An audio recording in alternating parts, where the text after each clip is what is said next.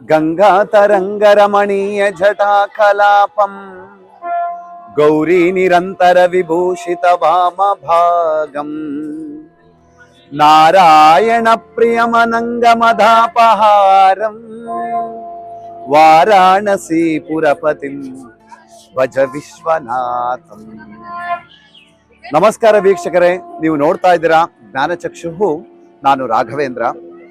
ನಮ್ಮ ಸನಾತನ ಧರ್ಮವನ್ನು ನಂಬುವಂತ ಪ್ರತಿಯೊಬ್ಬ ಹಿಂದುವು ತನ್ನ ಜೀವನದಲ್ಲಿ ಮಾಡಬೇಕೆಂದು ಬಯಸುವಂತ ಪವಿತ್ರವಾದ ಯಾತ್ರೆ ಅಂತ ಹೇಳಿದ್ರೆ ಅದು ಕಾಶಿ ಯಾತ್ರೆ. ನಾನಿವತ್ತು ವಿಶಾಲಾಕ್ಷಿ ಸಮೇತ ವಿಶ್ವನಾಥನ ದೇವಾಲಯದ ಮುಂದೆ ನಿಂತಿದ್ದೀನಿ. ಇದು ವಾರಣಾಸಿ ಅನ್ನೋದು ಕೇವಲ ನಗರವಲ್ಲ, ಇದು ಮೋಕ್ಷವನ್ನು ನೀಡೋ ದ್ವಾರ.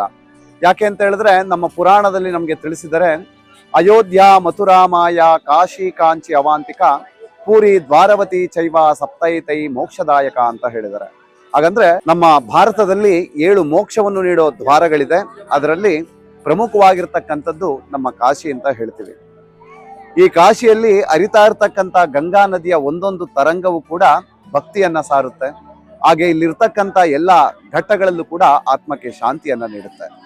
ಇದು ಶಿವನ ನಿತ್ಯ ನಿವಾಸವೂ ಕೂಡ ಹೌದು. ಒಬ್ಬ ಮನುಷ್ಯನ ಜನನ ಮರಣಗಳ ಬಂಧನದಿಂದ ಮುಕ್ತಿಯನ್ನ ನೀಡುವಂತಹ ನಂಬಿಕೆಯೇ ಈ ಕಾಶಿ ಕ್ಷೇತ್ರ. ನಮಗೆ ವ್ಯಾಸ ಮುನಿಗಳು ಕಾಶಿ ಕಾಂಡದಲ್ಲಿ ತಿಳಿಸಿದರೆ ನಮ್ಮ ಭಾರತದಲ್ಲಿ ಇರುವಂತಹ ಒಟ್ಟು 68 ಉದ್ಭವ ಲಿಂಗಗಳಲ್ಲಿ 12 ನಮ್ಮ ಕಾಶಿ ಕ್ಷೇತ್ರದಲ್ಲಿದೆ ಅಂತ ಹೇಳ್ತಾರೆ. ಹಾಗೆ ಅದರ ಜೊತೆಗೆ 12 ಆದಿತ್ಯರು, 9 ನವದುರ್ಗೆಯರು, ನವಶಕ್ತಿಯರು, ನವ ಮಾತೃಕೆಯರು, ಹಾಗೆ 13 ನರಸಿಂಹರು, 16 ಕೇಶವರು, 64 ಯೋಗಿನಿಯರು, 54 ವಿನಾಯಕರು, 44 ಚಂಡಿಪೀಠಗಳು, ಹಾಗೆ ಇನ್ನು 10 ಹಲವಾರು ತೀರ್ಥಕ್ಷೇತ್ರಗಳು ಈ ಕಾಶಿ ಕ್ಷೇತ್ರದಲ್ಲಿದೆ ಅಂತ ತಿಳಿಸಿದ್ದಾರೆ. ಬನ್ನಿ ಆ ವಿಶ್ವನಾಥನ ಕೃಪೆಯೊಂದಿಗೆ ಈ ಕಾಶಿ ಯಾತ್ರೆಯನ್ನ ಮಾಡೋಣ. ನೀವು ಕೂಡ ಈ ವಿಡಿಯೋವನ್ನು ನೋಡಿ ನೀವು ಕೂಡ ಕಾಶಿ ಯಾತ್ರೆಯನ್ನು ಮಾಡ್ಬೋದು. ಕೊನೆ ತನಕ ಈ ವಿಡಿಯೋನ ಸ್ಕಿಪ್ ಮಾಡದೆ ನೋಡಿ. ಕಾಶಿ ಕಾಲವು ತಲೆಬಾಗುವ ಪವಿತ್ರ ಭೂಮಿ. ಇಲ್ಲಿ ಪ್ರತಿಯೊಂದು ಉಸಿರಲ್ಲೂ ಶಿವನ ನಾಮ ಇದೆ. ಈ ಪವಿತ್ರ ಕಾಶಿಯಲ್ಲಿ ಇರುವ ಕಾಶಿ ವಿಶ್ವನಾಥ ದೇವಸ್ಥಾನ ಹಿಂದೂ ಧರ್ಮದ 12 ಜ್ಯೋತಿರ್ಲಿಂಗಗಳಲ್ಲಿ ಅತ್ಯಂತ ಪವಿತ್ರವಾದ ಜ್ಯೋತಿರ್ಲಿಂಗವಾಗಿದೆ. ಪುರಾಣಗಳ ಪ್ರಕಾರ ಭಗವಾನ್ ಶಿವನು ಈ ಸ್ಥಳವನ್ನು ತನ್ನ ಶಾಶ್ವತ ನಿವಾಸವನ್ನಾಗಿ ಆರಿಸಿಕೊಂಡನು. ಇಲ್ಲಿ ಶಿವನು ವಿಶ್ವನಾಥ ಅಂದರೆ ಸಂಪೂರ್ಣ ಸೃಷ್ಟಿಯ ಅಧಿಪತಿ ಎಂದು ನಂಬಲಾಗಿದೆ. ಮರಣದ ಕ್ಷಣದಲ್ಲಿ ಕಾಶಿಯಲ್ಲಿ ಪ್ರಾಣ ತ್ಯಜಿಸಿದವರಿಗೆ ಶಿವನೇ ಕಿವಿಯಲ್ಲಿ ತಾರಕ ಮಂತ್ರವನ್ನು ಜಪಿಸಿ ಮೋಕ್ಷವನ್ನು ದಯಪಾಲಿಸುತ್ತಾನೆ. ಸ್ಕಾಂದ ಪುರಾಣದಲ್ಲಿ ಹೇಳುವಂತೆ ಕಾಶಿ ಎಂದಿಗೂ ನಾಶವಾಗುವುದಿಲ್ಲ. ಪ್ರಳಯ ಬಂದರೂ ಶಿವನು ತನ್ನ ತ್ರಿಶೂಲದ ಮೇಲೆ ಕಾಶಿಯನ್ನು ರಕ್ಷಿಸುತ್ತಾನೆ. ಇತಿಹಾಸದಲ್ಲಿ ಈ ದೇವಸ್ಥಾನವನ್ನು ಹಲವು ಬಾರಿ ಧ್ವಂಸಗೊಳಿಸಲಾಯಿತು. ಆದರೆ ಪ್ರತಿ ಬಾರಿ ಭಕ್ತರ ನಂಬಿಕೆಯಂತೆ ಇದು ಮತ್ತೆ ಮತ್ತೆ ಪುನರ್ ನಿರ್ಮಾಣವಾಯಿತು. ಇಂದಿನ ಕಾಶಿ ವಿಶ್ವನಾಥ ದೇವಸ್ಥಾನವನ್ನು ಅಹಲ್ಯಾಬಾಯಿ ಹೋಳ್ಕರ್ ಅವರು ಕ್ರಿಸ್ತಶಕ 1780ರಲ್ಲಿ ಪುನರ್ ನಿರ್ಮಿಸಿದರು. ಗಂಗಾ ನದಿಯ ತೀರದಲ್ಲಿ ಇರುವ ಈ ದೇವಾಲಯ ಶಿವ, ಶಕ್ತಿ, ಭಕ್ತಿ 3 ಒಂದಾಗಿರುವ ಪವಿತ್ರ ಸ್ಥಳ. ಕಾಶಿ ವಿಶ್ವನಾಥ ಇದು ಕೇವಲ ದೇವಸ್ಥಾನವಲ್ಲ, ಇದು ಮೋಕ್ಷದ ದ್ವಾರ. ಹರ ಹರ ನಮಃ ಪಾರ್ವತಿ ಪತಯೇ ಹರ ಹರ ಮಹಾದೇವ್. ನಮಸ್ಕಾರ. ಇವತ್ತು ಕಾಶಿ ವಿಶ್ವನಾಥ ದೇವಾಲಯದ ಮುಂದೆ ಇದ್ದೀವಿ. ಬೆಳಗಿನ ಜಾವ ಸ್ಪರ್ಶ ದರ್ಶನಕ್ಕೆ ಹೋಗ್ತಾ ಇದ್ವಿ. ಈಗ ಸಮಯ ಸರಿಯಾಗಿ 3 ಗಂಟೆ ಆಗಿದೆ. ಕ್ಯೂ ಅಲ್ಲಿದ್ದೀವಿ. ಈಗ 4 ಗಂಟೆಗೆ ಓಪನ್ ಆಗುತ್ತೆ. ಈ ಸ್ಪರ್ಶ ದರ್ಶನಕ್ಕೆ ಹೋಗಬೇಕಾದ್ರೆ, ಈ ದೇವಸ್ಥಾನಕ್ಕೆ ಎಂಟ್ರಿ ಕೊಡಬೇಕಾದ್ರೆ ಯಾವುದೇ ರೀತಿ ಫೋನ್ ಏನು ನಾವು ಇಟ್ಕೊಂಡು ಹೋಗೋಷ್ಟಿಲ್ಲ. ಇಲ್ಲಿ ಲಾಕರ್ಗಳೆಲ್ಲ ಇರುತ್ತೆ.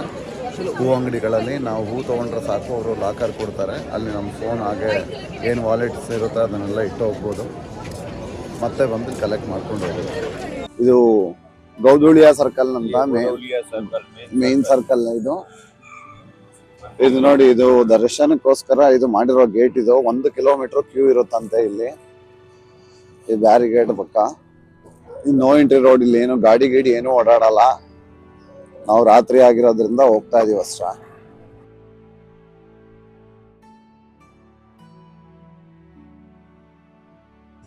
ನೋಡಿ ಸ್ನೇಹಿತರೆ, 2 ಗಂಟೆಗೆ ಯಾವ ರೀತಿ ಕ್ಯೂನ್ ಇದೆ.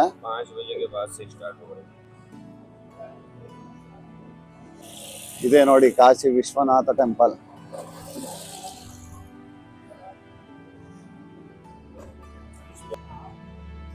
ನೋಡಿ ಎಲ್ಲಾ ಕಡೆಯಿಂದ ರಾತ್ರಿ 2 ಗಂಟೆಗೆ ನಿಂತಿರೋದು ಇದು ಜನ ಸ್ಪರ್ಶ ದರ್ಶನಕ್ಕೆ ಅಂತ.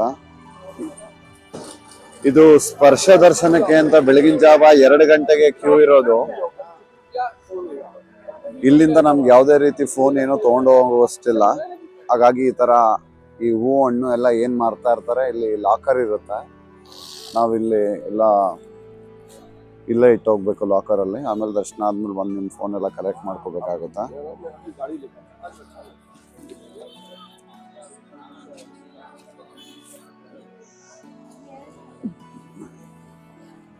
ಇದೇ ಕಾಶಿ ವಿಶ್ವನಾಥನ ಮಹಾದ್ವಾರ.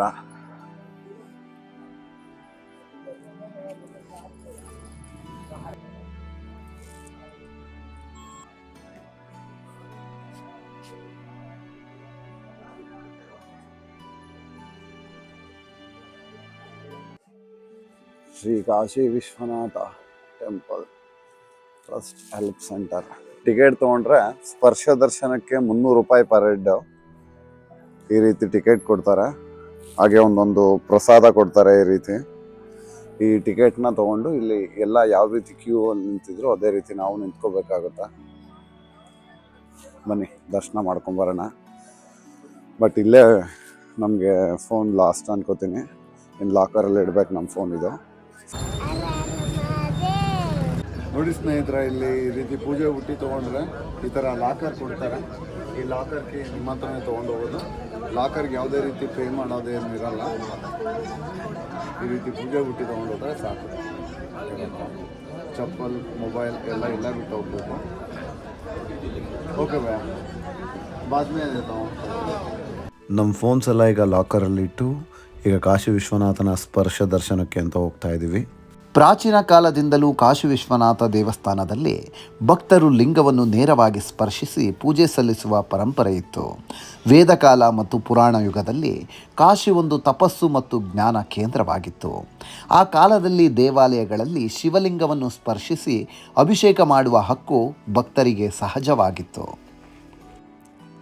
ಸ್ಕಾಂದ ಪುರಾಣ ಮತ್ತು ಕಾಶಿ ಕಾಂಡದಲ್ಲಿ ಶಿವನು ಭಕ್ತರಿಗೆ ನೇರ ದರ್ಶನ ಮತ್ತು ಸ್ಪರ್ಶದ ಮೂಲಕ ಅನುಗ್ರಹ ನೀಡುವ ಸ್ಥಳವೆಂದು ಕಾಶಿಯನ್ನು ವರ್ಣಿಸಲಾಗಿದೆ. ಮಧ್ಯಯುಗದಲ್ಲಿ ದೇವಾಲಯದ ಮೇಲೆ ನಡೆದ ಆಕ್ರಮಣಗಳು ಮತ್ತು ಭದ್ರತಾ ಕಾರಣಗಳಿಂದಾಗಿ ಸ್ಪರ್ಶ ದರ್ಶನವನ್ನು ನಿಯಂತ್ರಿಸಲು ಆರಂಭಿಸಲಾಯಿತು. ಅಹಲ್ಯಾಬಾಯಿ ಹೋಳ್ಕರ್ ಅವರು ಕ್ರಿಸ್ತಶಕ 1780ರಲ್ಲಿ ಕಾಶಿ ವಿಶ್ವನಾಥ ದೇವಸ್ಥಾನವನ್ನು ಪುನರ್ ನಿರ್ಮಿಸಿದ ನಂತರ ಪೂಜಾ ವಿಧಾನಗಳನ್ನು ಪುನಃ ವ್ಯವಸ್ಥಿತಗೊಳಿಸಲಾಯಿತು. ಆ ಸಂದರ್ಭದಿಂದ ಸ್ಪರ್ಶ ದರ್ಶನವನ್ನು ನಿಗದಿತ ಸಮಯ ಮತ್ತು ನಿಯಮದೊಂದಿಗೆ ಆರಂಭಿಸಲಾಯಿತು. ಇಂದಿನ ಕಾಲದಲ್ಲಿ ಭಕ್ತರ ಸಂಖ್ಯೆ ಹೆಚ್ಚಾದ ಕಾರಣ ಸ್ಪರ್ಶ ದರ್ಶನವನ್ನು ವಿಶೇಷ ದರ್ಶನವಾಗಿ ನಿಯಂತ್ರಿತವಾಗಿ ನಡೆಸಲಾಗುತ್ತಿದೆ. ಹೀಗಾಗಿ ಕಾಶಿಯಲ್ಲಿ ಸ್ಪರ್ಶ ದರ್ಶನ ಕೇವಲ ಒಂದು ವಿಶೇಷ ಸೇವೆಯಲ್ಲ, ಶತಮಾನಗಳಿಂದ ನಡೆದುಕೊಂಡು ಬಂದ ಆಧ್ಯಾತ್ಮಿಕ ಪರಂಪರೆಯ ಪ್ರತೀಕವಾಗಿದೆ. ಈಗ ವಿಶ್ವನಾಥನ ದರ್ಶನ ಆಯಿತು ನಮ್ಮದು. ವಿಶ್ವನಾಥನ ದರ್ಶನ ಆದಮೇಲೆ ಇನ್ನು ವಿಶಾಲಾಕ್ಷಿ ಹಾಗೆ ಕಾಲಭೈರವೇಶ್ವರನ ದೇವಸ್ಥಾನಕ್ಕೆಲ್ಲ ಈಗ ಹೋಗಬೇಕು. ಇಲ್ಲಿಗೆ ಹೋಗಬೇಕು ಅಂತ ಹೇಳಿದ್ರೆ ನಾವು ನಡ್ಕೊಂಡೇ ಹೋಗಬೇಕು. ಯಾಕೆ ಅಂತ ಹೇಳಿದ್ರೆ ಇಲ್ಲಿ ಎಲ್ಲ ಗಲ್ಲಿಗಳಿರುವಂಥದ್ದು. ಆ ಗಲ್ಲಿ ಒಳಗಡೆ ಯಾವುದೇ ರೀತಿ ವೆಹಿಕಲ್ಗಳು ಹೋಗಲ್ಲ. ಹಾಗಾಗಿ ನಾವು ನಡ್ಕೊಂಡೇ ಹೋಗಬೇಕು. ಇದು ಕಾಶಿ ಇರೋದೇ ಈ ರೀತಿ. ಈ ದೇವಸ್ಥಾನಗಳಿಗೆ ಹೋಗಬೇಕು ಅಂತ ಹೇಳಿದ್ರೆ ವಿಶ್ವನಾಥನ ಹಿಂದೆ ಮುಂದೆ ಇರೋ ದೇವಸ್ಥಾನಗಳಿಗೆಲ್ಲ ಪೂರ್ತಿ ನಾವು ನಡ್ಕೊಂಡೇ ಹೋಗಬೇಕು. ನಿಮಗೆ ಗಲ್ಲಿಲಿ ವಿಡಿಯೋ ಎಲ್ಲ ತೋರಿಸ್ತೀನಿ ನೋಡಿ. ಈ ರೀತಿ ಇರುತ್ತೆ ಗಲ್ಲಿಗಳು. ಇಲ್ಲಿ ನಾವು ನಡ್ಕೊಂಡೇ ಹೋಗ್ತಾ ಇರಬೇಕು. ಇನ್ನು ಬೇರೆ ದೇವಸ್ಥಾನ ಎಲ್ಲ ನಿಮಗೆ ನಮ್ಮ ಕಾಶಿ ನೆಕ್ಸ್ಟ್ ಸೀರೀಸಲ್ಲಿ ತೋರಿಸ್ತೀವಿ. ಇನ್ನು ನಮ್ಮ ಚಾನಲ್ಗೆ ಸಬ್ಸ್ಕ್ರೈಬ್ ಆಗಿಲ್ಲ ಅಂತ ಹೇಳಿದ್ರೆ ಸಬ್ಸ್ಕ್ರೈಬ್ ಆಗಿ ಪಕ್ಕದಲ್ಲಿರೋ ಬೆಲ್ ಐಕಾನ್ ಮೇಲೆ ಪ್ರೆಸ್ ಮಾಡಿ. ನಮಸ್ಕಾರ. ನೆಕ್ಸ್ಟ್ ಸೀರೀಸಲ್ಲಿ ಸಿಗ್ತೀನಿ.